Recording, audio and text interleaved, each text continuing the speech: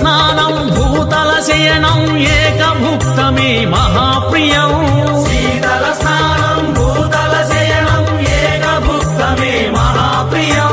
శీతల స్నానం భూతల శయనం ఏకభుక్తమే మహాప్రియం